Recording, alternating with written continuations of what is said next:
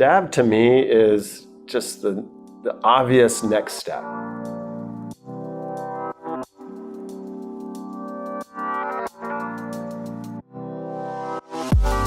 We have resources that are isolated from these new technologies, and with the blockchain, which allows this sort of automated negotiation, smart contracts, it seems logical to me that eventually these resources would be made available this way. As these technologies, autonomy starts to become prevalent, it takes out of every technology startup's problem the issue of having to provide those resources, and probably stimulates the development and deployment of these technologies. I guess you could call me a tech investor, advisor. I've started 14 tech companies, most of them in the internet infrastructure space.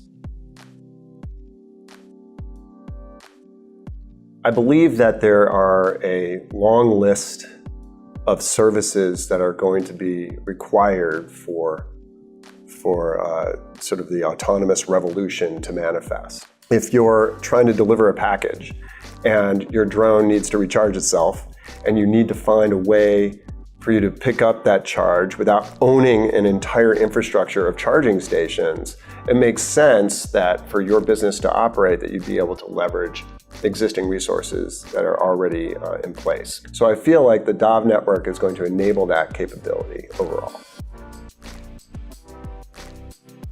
I think that we're sort of focused on the wrong things right now. Everyone is sort of scared of technology and what it means in terms of transportation. To me, it just means that humans get out of the way completely.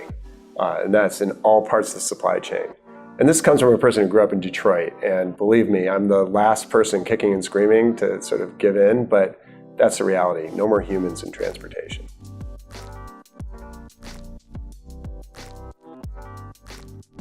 I think fear. I think people are comfortable. You know, they get set in a certain way. A great example of this would be the electric cars in the 90s and 2000s. There was an entire supply chain that would be disintermediated when this new technology would come out. And so I think an entire industry and entire consumers of industry, they don't want to see those supply chains disrupted. It's painful. But the reality is that it happens, whether you want to or not. And so to me, I feel that that's ultimately the challenge as these industries shift.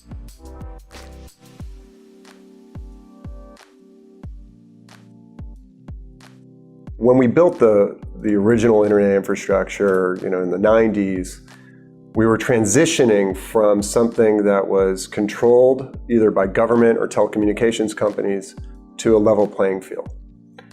In order for that to happen, the people who used to retain control of their silo or their little island had to be willing to play by the same rules as everyone else. And it was a hard conversation.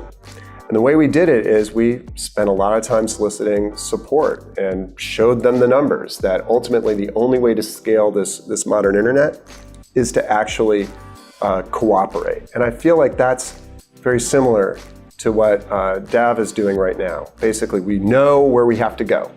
There's no way we're going to be able to do this alone. We all have to collaborate. And in order for that to work, we have to agree to some of the same principles at the core.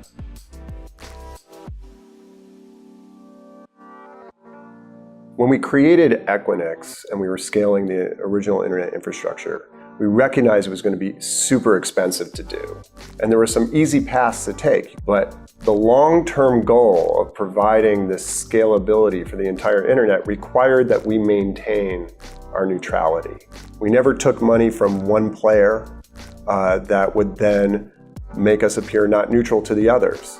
And part of the solution is being disciplined about that. The other part is getting everyone to participate at the same time. And so you create neutrality by getting a group of interested parties to all play together.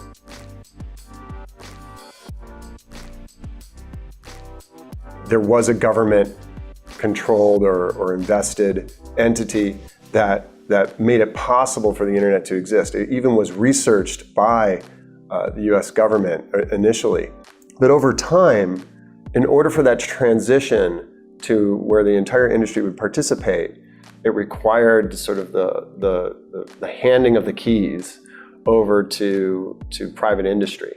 Similarly, transportation, we have this sort of common infrastructure. We have the roads.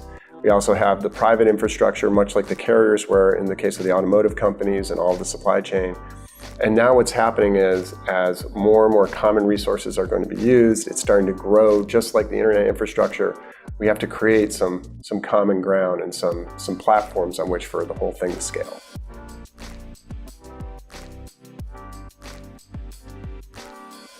I think that individual players need to focus on their core competency.